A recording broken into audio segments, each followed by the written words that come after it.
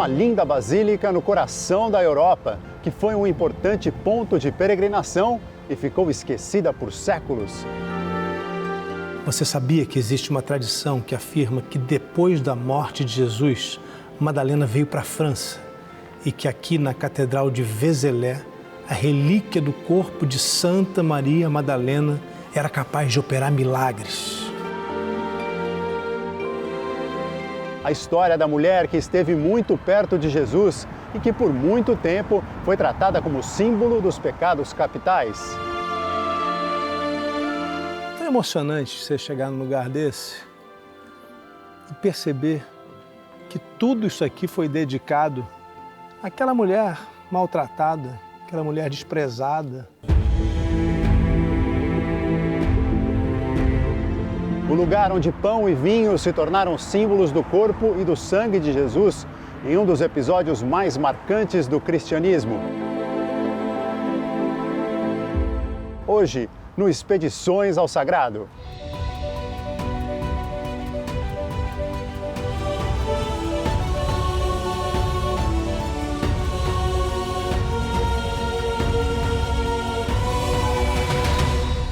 Seguidores quase todos nós temos hoje em dia. É o nome que se dá para quem acompanha a nossa vida pelo filtro das redes sociais. É simplesmente aquela pessoa que acompanha o que a gente faz. Discípulos não são tão fáceis de encontrar. São aqueles que seguem os passos de mestres em uma determinada atividade. Um discípulo pode ser um aprendiz ou um estudante. Já os apóstolos, esses são raros. Foram reservados para Jesus. São os mensageiros que foram escolhidos por Jesus para espalhar a palavra de Deus. 3 evangelhos mencionam esse momento. Em Lucas, aconteceu que naqueles dias Jesus foi para a montanha fazer oração e passou a noite a orar a Deus. Quando nasceu o dia, convocou os seus discípulos e, escolhendo 12 entre eles, chamou-lhes apóstolos. No Evangelho de Marcos, e Jesus subiu a uma montanha e chamou os que ele queria e foram encontrar com ele. Estabeleceu 12, a quem chamou de apóstolos, para estarem com ele, para os enviar a pregar com o poder de expulsar demônios. E também no Evangelho de Mateus. E tendo Jesus chamado os seus 12 discípulos, deu-lhes autoridade para expulsarem espíritos impuros e curar toda a doença e toda a enfermidade. Os apóstolos estiveram com Jesus em vários momentos importantes, inclusive na última ceia, quando foram estabelecidos os rituais para a celebração dos ensinamentos de Jesus. E foi por meio dos apóstolos que a gente conheceu muitas das histórias da vida de Jesus, eternizadas nos evangelhos que formam o Novo Testamento. Com os relatos de João e Mateus, não só a gente pode saber mais sobre a vida de Jesus, mas também esse conhecimento em livro foi passado de geração a geração por milhares de anos. Mas essas histórias deixam de fora aquela que foi considerada a apóstola dos apóstolos por São Tomás de Aquino. No programa de hoje, a gente vai falar da importância desses mensageiros de Jesus em 2 viagens fascinantes. Primeiro, a gente vai à França, conhecer uma igreja dedicada a Santa Maria Madalena, que diz abrigar relíquias sagradas da apóstola de Jesus. E depois, na Terra Santa, a gente vai entrar no cenáculo, lugar especial onde se acredita ter sido a última ceia. Prontos para viajar? Sejam muito bem-vindos! Esse é o Expedições ao Sagrado, programa que é uma parceria entre a TV Aparecida e o projeto Jornada Infinita. Aqui a gente te mostra os lugares sagrados mais fascinantes do planeta e as conexões do humano com o sagrado ao longo dos séculos, em reportagens especiais em diferentes lugares do mundo. Semana passada, a gente foi até uma catedral linda que abriga uma relíquia super importante da Mãe de Jesus.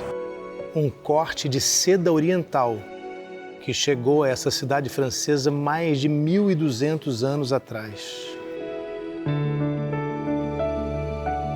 Usados por Maria, mãe de Jesus, no dia em que ela recebeu a visita do anjo Gabriel. ou no momento em que ela deu à luz o menino Jesus. E a gente foi também conhecer os passos da Via Crucis, a caminhada dramática em direção à crucificação.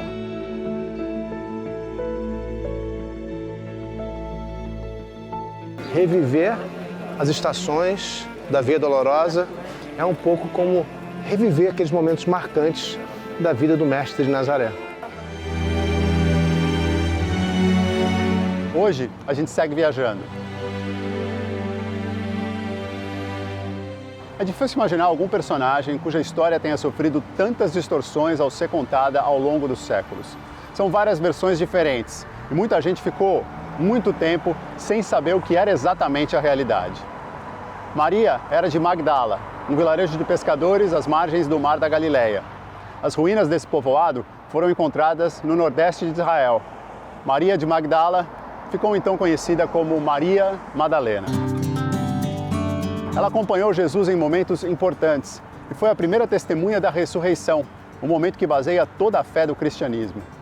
Hoje a gente vai entender mais sobre Maria Madalena. Por que a história da apóstola ganhou diferentes versões? Como é que começou a adoração a Madalena na Europa? A gente vai agora com o Rodrigo Alvarez ao coração da Europa, para admirar uma das mais belas igrejas da região e entender os mistérios sobre a morte de Maria Madalena. A mais injustiçada da história. A mulher dos 7 demônios, condenada ao papel de eterna pecadora. A prostituta que se arrependeu. Ela também foi a mulher que acompanhou Jesus muito de perto. Sua grande discípula, uma das melhores alunas, vão nos dizer. E depois de muito tempo sendo mal falada, só agora vem tendo sua reputação resgatada. Você já percebeu o que eu estou falando? Claro, da discípula que veio de Magdala, na Galileia. Mas afinal, que destino teve a mulher que, conforme o Evangelho de João, foi a primeira a testemunhar a ressurreição de Jesus? Você sabia que existe uma tradição que afirma que depois da morte de Jesus, Madalena veio para a França e que aqui na Catedral de Vézelay, a relíquia do corpo de Santa Maria Madalena era capaz de operar milagres?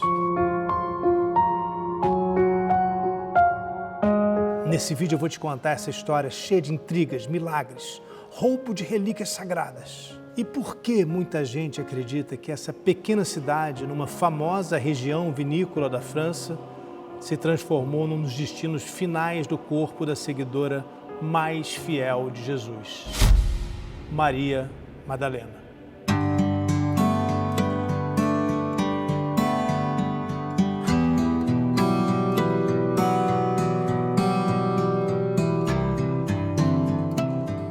Em grande parte da Idade Média, a França era um país, ou melhor dizendo, era uma terra tomada por guerras. Eu faço essa distinção entre país e terra porque, na realidade, aqui havia muitos senhores feudais, muito poderosos, que desafiavam o poder do rei. Na verdade, queriam ser reis. E, gente, é impressionante como essa época tem uns personagens incríveis que aparecem em histórias diferentes. Vocês se lembram do rei Carlos II, o Calvo? Deu de presente o véu de Maria para a cidade de Chartres. Pois é, o mesmo Carlos II, neto de Carlos Magno, da dinastia carolíngia de reis franceses, foi também quem garantiu que a ordem dos monges beneditinos pudesse construir aqui, no alto daquela colina, um monastério, no ano de 878.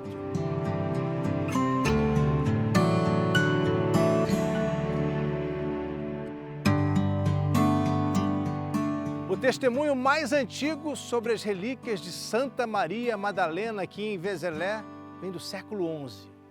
Conta-se que um certo monge chamado Badilon trouxe partes do corpo de Madalena lá de Jerusalém. Outros relatos dão conta de que foi o conde Girard da Borgonha, o fundador da abadia onde hoje está a basílica, que mandou trazer para cá os restos mortais de Santa Maria Madalena, que estavam lá no sul da França, em Aix-en-Provence, na famosa região da Provence. Mas espera aí, o que é que Maria Madalena estaria fazendo aqui na França? No Código da Vinci, livro e filme que fizeram sucesso estrondoso, o escritor Dan Brown cria uma ficção em que Jesus teria se casado com Maria Madalena e que a descendência dos dois teria originado a linhagem de reis franceses conhecida como Dinastia Merovingia. Gente, mas não foi o Dan Brown que inventou essa história, não. Aliás, será que seria melhor a gente chamar isso de lenda?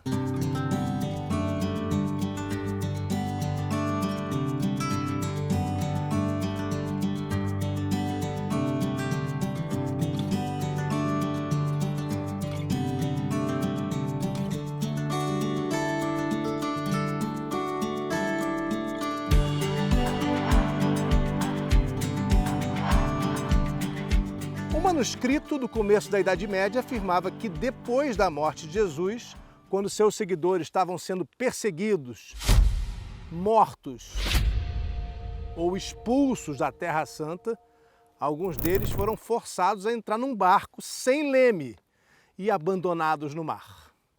Uma das versões do manuscrito afirma que os ocupantes do barco eram Lázaro, sua irmã Marta, Maria Jacobé, Maria Salomé, uma serva egípcia chamada Sara e Maria Madalena. A gente vai contar muito mais sobre a lenda áurea num futuro próximo, quando o Jornada for ao sul da França.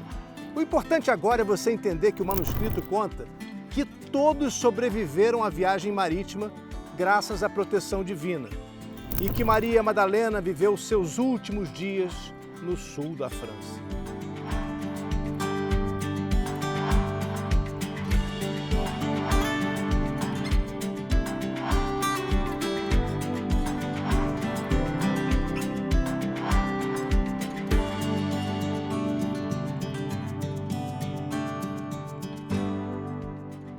Quando a gente fala de relíquias sagradas, especialmente da Idade Média, a gente já sabe, né, que existe uma zona meio nebulosa aí, entre o que é realidade e o que é fruto da imaginação, ou talvez de uma certa ficção.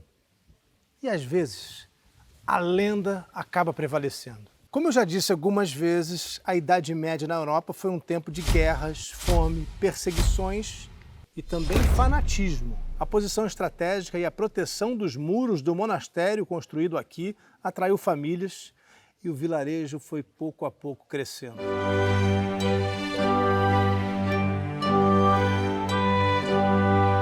Pensa comigo, no momento em que você consegue provar que o seu monastério guarda uma relíquia de primeira classe, ou seja, a parte de um corpo de um santo, e esse santo é ninguém menos do que Maria Madalena. O que acontece? O mosteiro vira imediatamente um lugar de peregrinação. A economia do lugar muda radicalmente. Os peregrinos começam a subir a ladeira para visitar Vézelay. O turismo floresce. E um vilarejo pequeno acaba se transformando em um dos lugares mais importantes da França.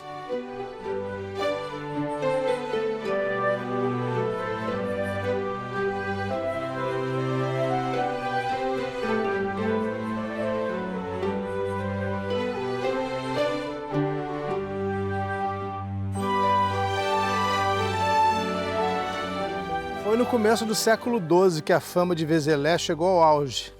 Era o mais importante centro de peregrinação da França. Está vendo aqui, olha? Essa aqui é a Coquille de Saint-Jacques. É a concha de São Tiago, que aqui foi colocada por todo o caminho para sinalizar que Vézelay faz parte, aliás, já faz muito tempo, quase 900 anos, parte do caminho de Santiago.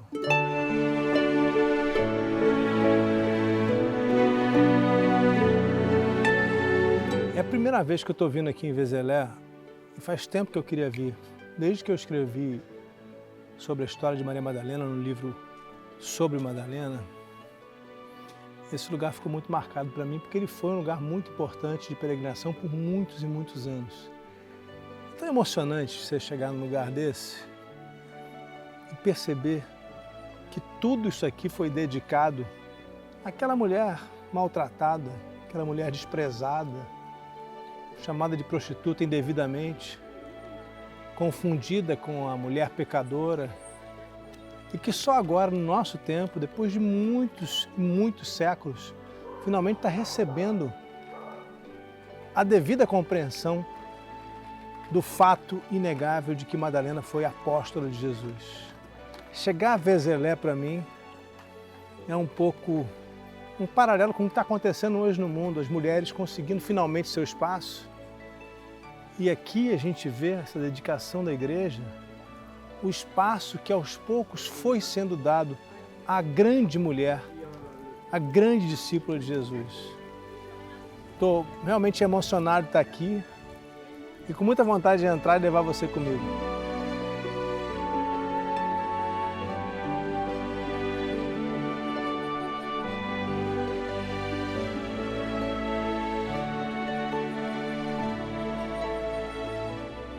Voltando à nossa história, que é interessantíssima, né? Foi exatamente esse grande movimento de peregrinação que aconteceu aqui no século XI, quando um abade chamado Geoffroy, em português a gente diz Godofredo, conseguiu convencer o Papa Leão IX de que as relíquias que ele tinha aqui dentro eram verdadeiramente de Santa Maria Madalena.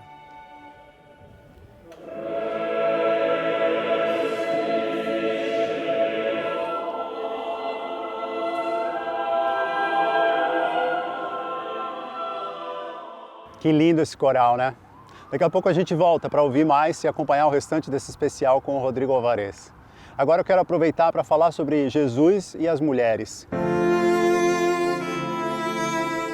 Em um tempo em que elas tinham pouco espaço na sociedade, Jesus sempre fez das mulheres uma parte importante da vida dele. Elas o acompanharam em vários momentos. E o tratamento dado por ele às mulheres sempre foi de respeito, muito à frente do seu tempo. Segundo os evangelhos, Jesus se dirigia às mulheres diretamente em público, sem o preconceito que era comum na época. Os ensinamentos dele incluíam as mulheres. No Evangelho de Mateus, as mulheres são mencionadas na crucificação. Estavam ali muitas mulheres, observando a partir de longe, elas que tinham seguido Jesus desde a Galileia para o servirem. Entre elas estavam Maria Madalena e Maria, mãe de Tiago e de José, e a mãe dos filhos de Zebedeu, e também na ressurreição. Após o sábado, ao amanhecer do primeiro dia da semana, Maria Madalena e a outra Maria foram vê-lo túmulo. O anjo disse às mulheres: "Não tema, sei que procuram por Jesus, o crucificado. Não está aqui, pois ressuscitou, tal como afirmou." E Madalena então passaria a ser a primeira pessoa a testemunhar a ressurreição de Jesus.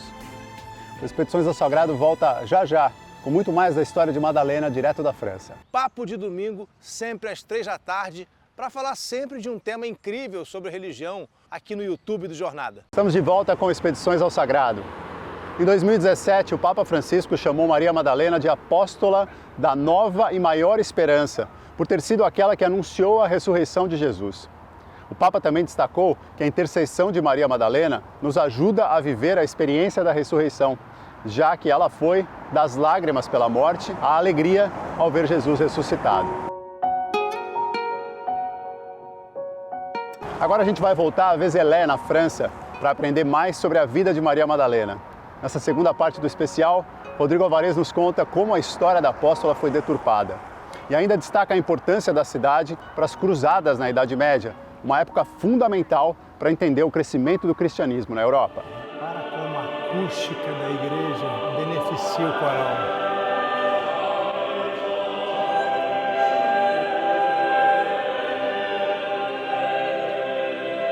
As festividades, procissões e peregrinações traziam muito dinheiro para Vézelé. E claro que nenhum destino de peregrinação na Idade Média poderia sobreviver muito tempo sem que o poder do lugar se manifestasse através de acontecimentos inexplicáveis. Muitos milagres. Peregrinos vinham de todas as partes da França inclusive de outras partes da Europa, para tocar o túmulo de Maria Madalena que ficava aqui dentro da igreja, na esperança de serem curados de doenças, de obterem graças e muitas vezes de serem exorcizados dos demônios que acreditavam ter dentro de si. Presentes muito caros foram dados por quem queria obter a intercessão de Maria Madalena para obter milagres. E começaram a cobrar taxas. E aí muita gente foi crescendo o olho. Muita gente começou a lucrar muito com a peregrinação. Teve também, claro, moradores que abriram suas casas, transformaram quartos em pensões. E começaram a receber os peregrinos e fizeram restaurantes. E assim tudo que a gente vê aqui hoje, santuário, foi ganhando a forma atual.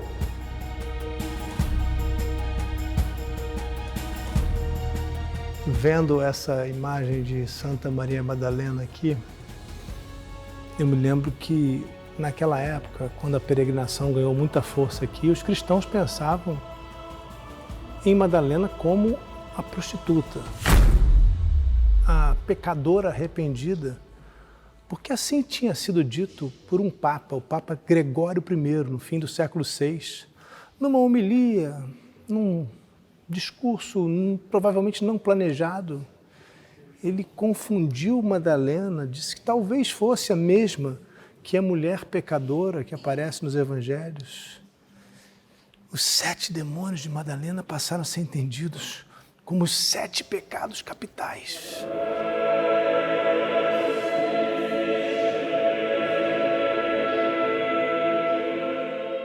A Madalena arrependida foi um estereótipo que entrou na imaginação popular como a pecadora que se arrepende de seus pecados, que se redime de todo o erro que cometeu. E não foi por acaso que Maria Madalena acabou se transformando na protetora dos prisioneiros. Uma vez libertados, os prisioneiros vinham a Vézelé e depositavam aqui suas correntes. Assim como o escravo que se libertou diante da imagem de Nossa Senhora Aparecida, os presos franceses entendiam que tinham sido libertados por intercessão de Madalena.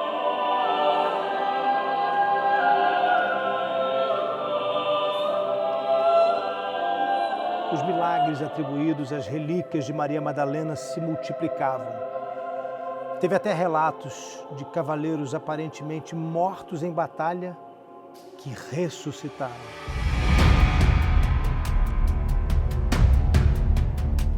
No ano de 1146, o mosteiro que ficava aqui onde hoje é a Basílica foi escolhido pelo Papa Eugênio III para ser o ponto de encontro, o ponto de partida dos exércitos cristãos que iam combater na Segunda Cruzada. As cruzadas tinham começado algumas décadas antes com o objetivo de reconquistar Jerusalém, que tinha sido tomada pelos muçulmanos. Esse que a gente está vendo aqui é Bernardo de Claraval, mais tarde canonizado como São Bernardo. Você está vendo que ele tem uma espada na mão?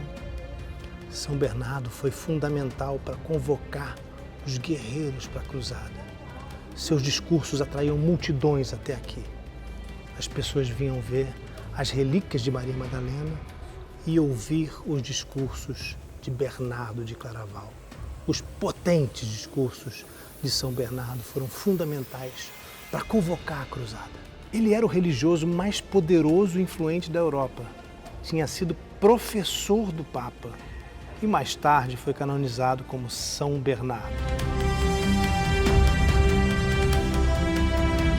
Era tanta gente que logo depois do discurso de Bernardo de Claraval, enquanto cruzes eram distribuídas à multidão, a plataforma que tinha sido erguida para acomodar as personalidades ilustres cedeu.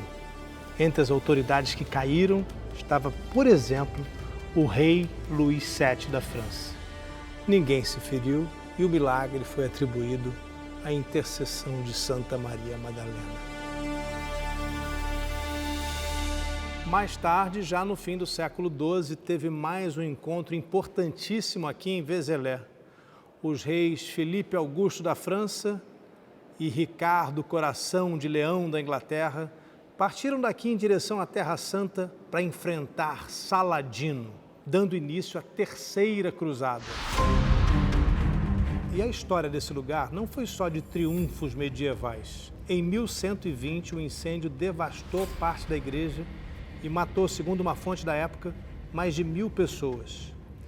Em 1165, mais uma vez, o fogo atacou a igreja, destruindo parte da cripta que fica debaixo do coro.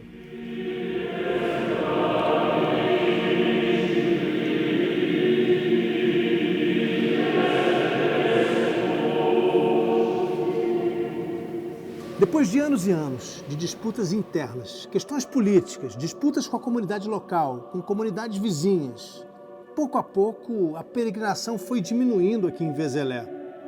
E além de tudo, era preciso acabar de vez com as dúvidas a respeito da autenticidade das relíquias que eles guardavam aqui. E aí os monges apelaram para o mais cristão dos reis da França, Luís IX, ele mesmo, São Luís, amante e caçador de relíquias, que tinha trazido a coroa de espinhos de Jesus da Terra Santa e que também tinha um afeto especial pela figura de Maria Madalena. Em 1267, numa cerimônia cheia de pompa, criada especialmente para impressionar os fiéis, as relíquias foram solenemente expostas e transferidas de seu antigo cofre para um novo, agora feito de prata. O rei recebeu uma porção considerável e, diante de uma multidão aqui na Basílica, deu pedaços das relíquias aos membros ilustres daquela multidão. Deu um pedaço de osso do braço, o maxilar e 3 dentes à abadia, guardando a maior parte para ele próprio. Depois veio um golpe que destruiu a reputação de Vézelé por muito tempo e deixou a Basílica praticamente no esquecimento. Surgiu a notícia de que foi encontrado o corpo de Maria Madalena, o corpo inteiro de Maria Madalena lá no sul da França, bem longe daqui. E isso, claro, queria dizer que as relíquias que estavam aqui não eram verdadeiras. Foi em 1279. Correu a notícia de que o corpo de Madalena tinha sido encontrado na cripta da igreja do monastério de São Maximino, na Provence. Bem, acontece que a própria tradição das relíquias em Vézelé dependia da lenda que contava que Maria Madalena desembarcou no sul da França e lá passou seus últimos dias vivendo como uma eremita. Agora, o corpo de Maria Madalena era novamente encontrado num sarcófago naquela região e ainda por cima, praticamente incorrupto.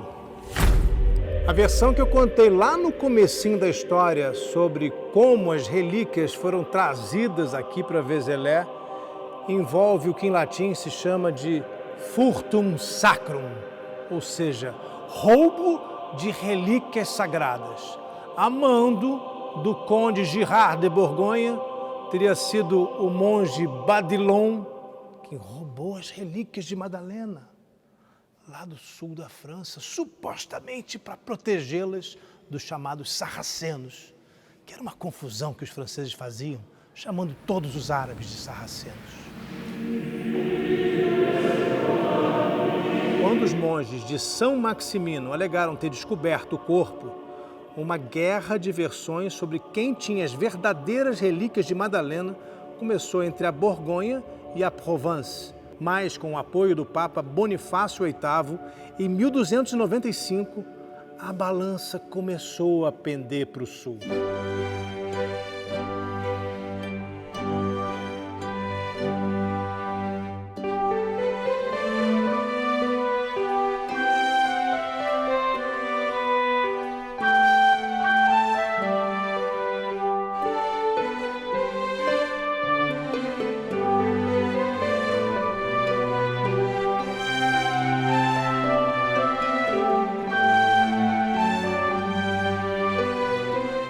Esse lugar aqui é muito especial. Essas pedras aqui viram muitos acontecimentos históricos. Desde o século IX, lá de trás, na abadia fundada por Girard de Borgonha. São vestígios do tempo que chegaram até nós, que trazem a poeira de tempos muito distantes até nós. E eu estou falando bem baixo aqui, porque esse é um lugar muito sagrado. Aqui dentro estão as relíquias de Maria Madalena.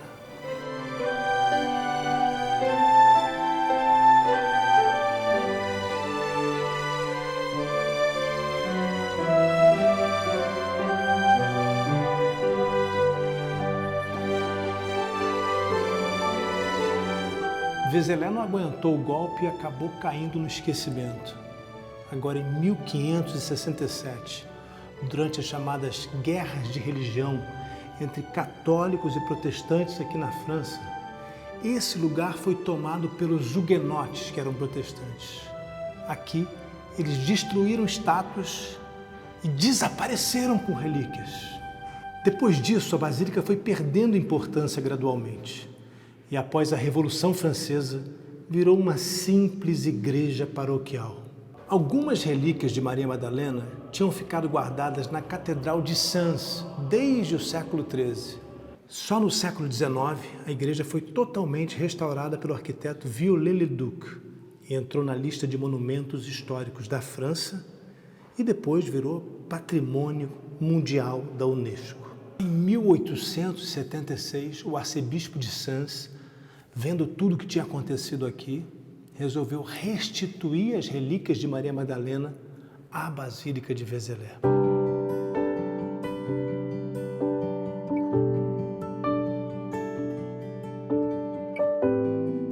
Esse relicário lindíssimo que está aqui atrás de mim, nesse lugar tão reservado, que por muitos e muitos séculos atraiu os cristãos para cá. Ele guarda os ossos que teriam pertencido, que teriam sido do corpo de Santa Maria Madalena. As pessoas vêm aqui ainda até hoje com muita devoção. Não importa para mim se são ou não os ossos verdadeiros de Madalena. Nesse momento isso não importa. Importa são os sentimentos que os cristãos trazem até aqui.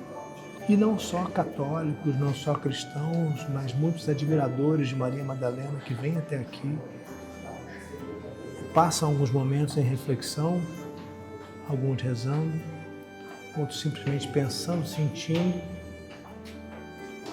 e sempre lembrando da importância daquela que foi a maior discípula de Jesus, a mulher que acompanhou Jesus até seu último momento. E só por isso, esse lugar aqui já é importante demais, já é emocionante demais. Os ossos que estão aqui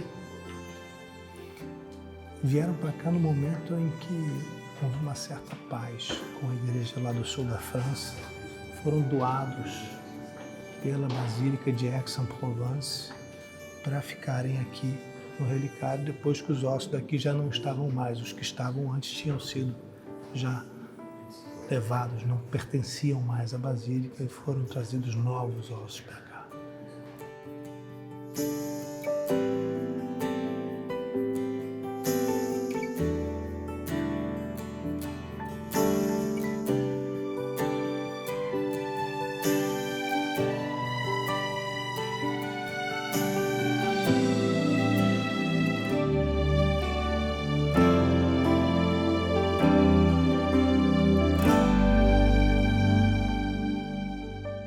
A história de Maria Madalena nos mostra a importância de conhecer as fontes do nosso conhecimento e ir além da história que está nos livros, para saber também como essas histórias foram contadas.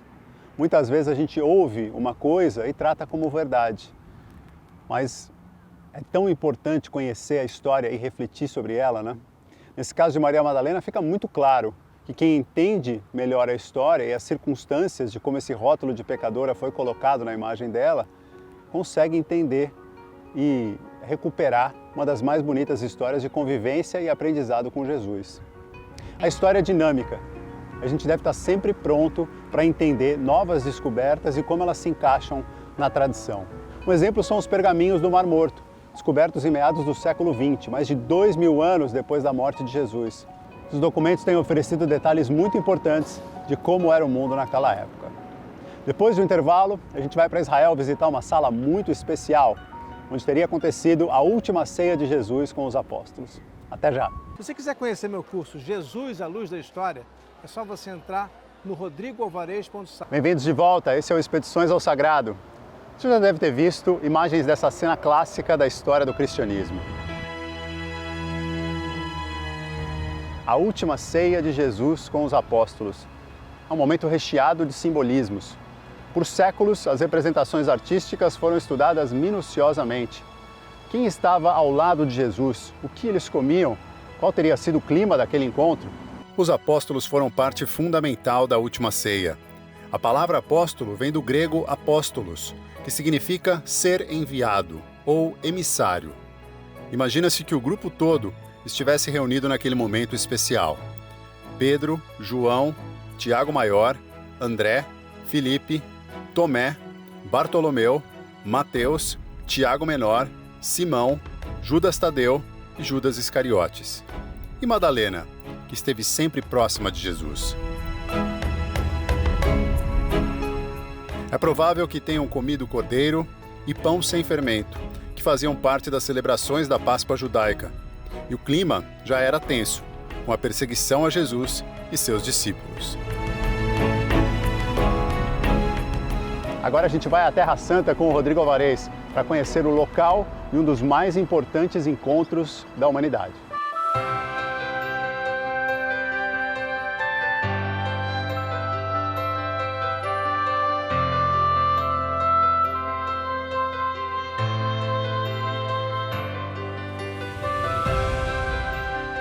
Jesus tinha mandado 2 discípulos saírem para procurar um lugar para eles comemorarem o Seder, que é o jantar cerimonial que antecede a Páscoa.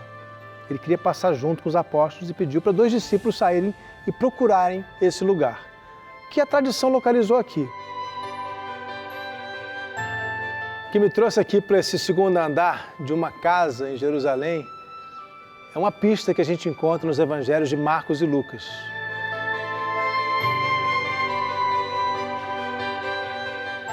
Agora, Jesus disse algo profético para eles. Um homem trazendo um cântaro de água virá ao encontro de vocês. Jesus disse aos discípulos que eles deveriam seguir o homem com um cântaro de água até a casa. E ali eles fariam o jantar da Páscoa. É nesse ponto que a história começa a ganhar áreas de mistério. Será que Jesus conhecia esse homem do cântaro? Era um discípulo dele? Ele conhecia os apóstolos? Foi tudo algo que Jesus previu sem ver? A gente não pode nunca esquecer que Jesus vinha sendo ameaçado. Perseguido pelos fariseus que faziam inquisições e pelos saduceus que já davam sinais de que queriam prendê-lo pelo menos e provavelmente matá-lo. Então é muito provável que esse encontro aqui tenha acontecido num clima de esconderijo. Algo que devia ser oculto. E é isso que me faz pensar que Jesus se encontrou com os apóstolos aqui às escondidas. E é por isso que os evangelhos não dizem nada de onde terá sido o local da última ceia.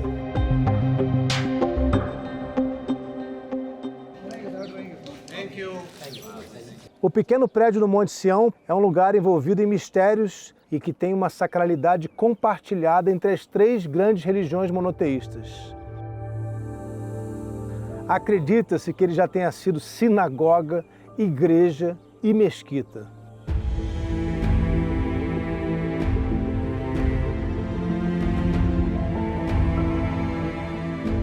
A história da localização da sala onde Jesus jantou com os apóstolos pela última vez já começou envolvida em discordâncias, porque ninguém nunca teve certeza do exato lugar.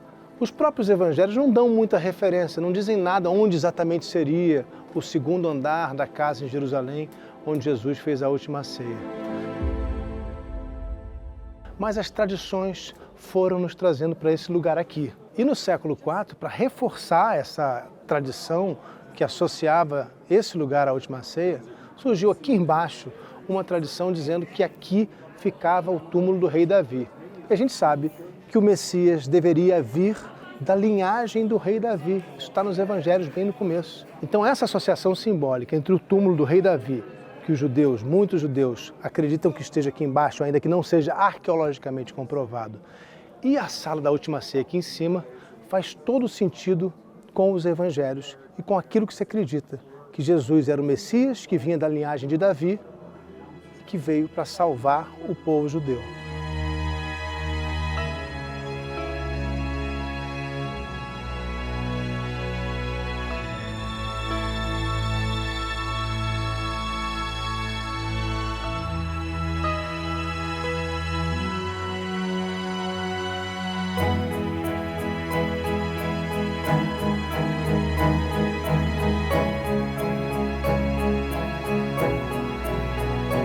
É difícil a gente vir aqui e não estar cheio de peregrinos, até porque esse lugar não é importante só para o cristianismo.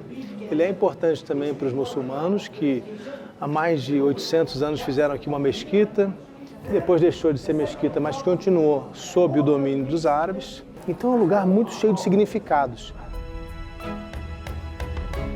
Como em muitos outros casos aqui na cidade eterna de Jerusalém, os prédios históricos trazem a evidência física de sucessivos ciclos de destruição e reconstrução. Uma marca da história de dominação das religiões umas sobre as outras. Aqui a gente pode ver uma coluna do Templo dos Cruzados, esculpida com pelicanos e outros símbolos cristãos, dentro de um pequeno domo do período islâmico. Uma outra marca visível da época em que o Império Otomano tomou Jerusalém, no século XVI, são essas duas janelas com citações do Alcorão. Tem também uma mihrab, indicando a direção de Meca, o lugar para onde todo muçulmano deve estar voltado durante a reza. E essa cerâmica com uma inscrição da Bismillah, que em árabe significa em nome de Deus, o Clemente, o Misericordioso.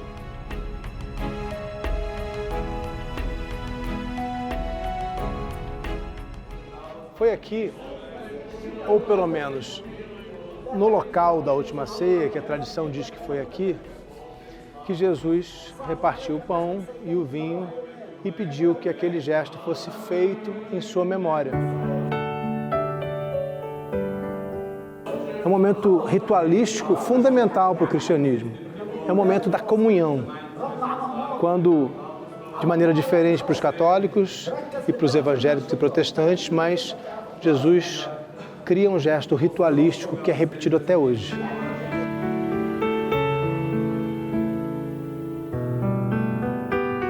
Não tem mesa no chão, gente, não tem mesa aqui nessa sala do segundo andar, porque isso já foi substituído há muito tempo pela construção árabe. E mesmo que tivesse, não seria uma mesa de madeira como a gente tem hoje, teria sido provavelmente os apóstolos sentados no chão, talvez uma mesa de pedra, algo muito mais simples do que a gente imagina, muito mais simples do que está, por exemplo, no quadro de Leonardo da Vinci, tão famosa A Última Ceia.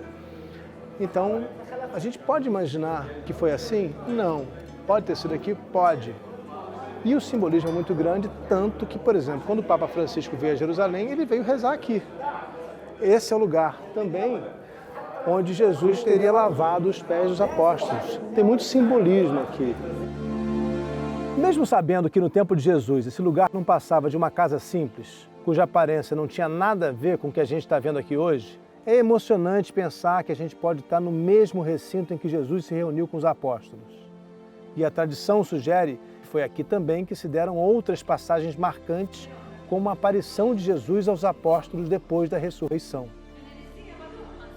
Eu acho interessante a gente tentar imaginar aqui, ou na casa que existia aqui, um episódio muito marcante que está no Evangelho de João, que é depois da crucificação, quando Jesus aparece aos apóstolos, ele entra no segundo andar, onde aconteceu a última ceia, mesmo com as portas estando trancadas. É uma sugestão do Evangelho de que Jesus aparece ressuscitado em espírito.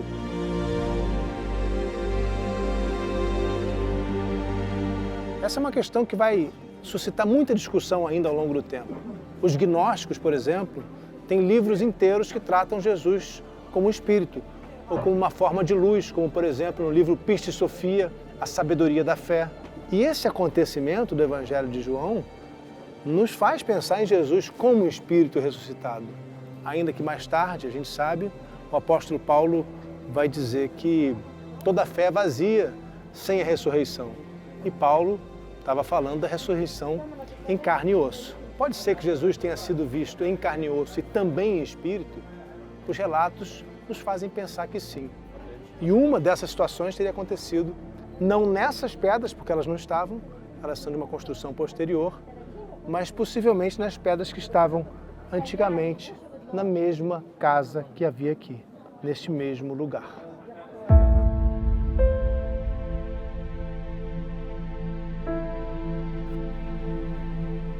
Teria sido nessa mesma sala o lugar onde aconteceu uma outra reunião dos apóstolos, quando o Espírito Santo se manifestou sobre eles na forma de línguas de fogo, o que mais tarde deu origem à celebração cristã de Pentecostes. Sendo esse um lugar de congregação dos primeiros cristãos, será que a gente pode afirmar que teria sido também aqui a primeira igreja cristã da história? Os apóstolos, depois da morte de Jesus, vão vir muitas vezes a esse lugar. E a gente pode imaginar que esse lugar tenha se tornado também um esconderijo.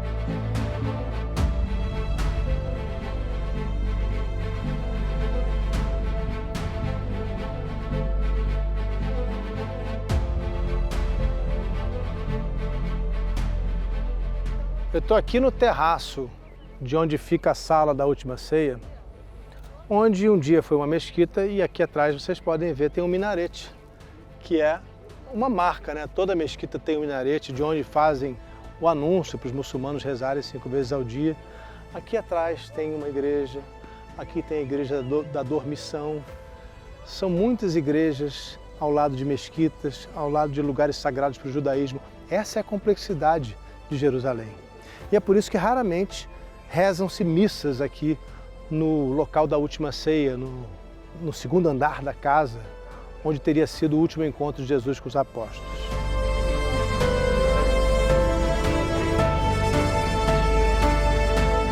Será que foi aqui mesmo? Será que a gente pode afirmar que foi nesse lugar? Todo esse ambiente, os pássaros, o sol se pondo, o ambiente sagrado, tanto para o Islã, como para o cristianismo, como para o judaísmo, tudo isso nos traz uma sensação de sagrado. Mas com a arqueologia, com a história, é diferente. A gente tem que ter comprovações, documentos, achados. Agora isso muda a fé. Eu venho sempre dizendo que a tradição e a fé se complementam com a história. É com as duas juntas que a gente tem uma compreensão muito melhor sobre todos esses fatos de que eu venho falando aqui.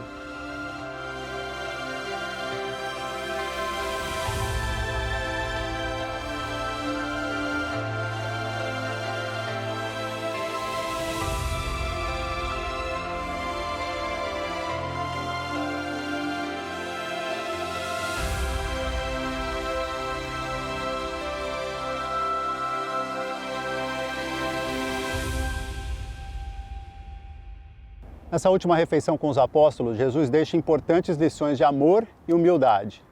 Ao lavar os pés dos seus discípulos, ele se coloca mais uma vez como um exemplo da missão de servir ao próximo. No Evangelho de João, Jesus diz: "Compreendeis o que vos fiz? Se eu, o Senhor e o Mestre, vos lavei os pés, também vós deveis lavar os pés uns aos outros. Dei-vos um exemplo para que, tal como eu fiz, façais vós também."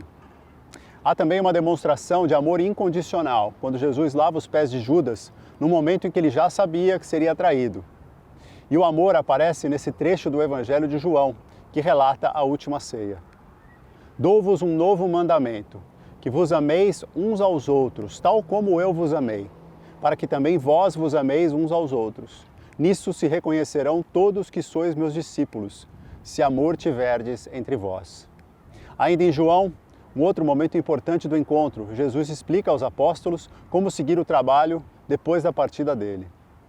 "E eu pedirei ao Pai que vos dará outro auxiliador, para que fique convosco até sempre, o Espírito da verdade, que o mundo não pode receber porque não o vê nem o conhece, mas vós o conheceis, porque habita convosco e estará entre vós.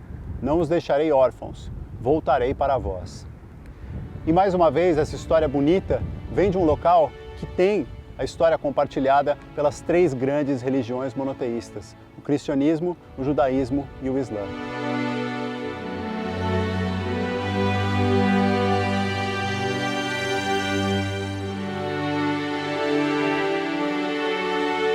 É interessante ainda entender como aquelas novas ideias de rompimento com as práticas do judaísmo naquela época se transformaram no cristianismo que a gente conhece hoje. Nada disso teria sido possível se não fossem os apóstolos. Dá para a gente imaginar que Jesus sabia da importância de escolher as pessoas certas para a sequência do trabalho de pregação que ele fez. Alguns diziam que João era o preferido de Jesus. Tiago era seu irmão, um homem justo e conhecedor das Escrituras. E Pedro foi quem presidiu um encontro na mesma casa onde se acredita ter sido a última ceia, do qual Tiago não participou.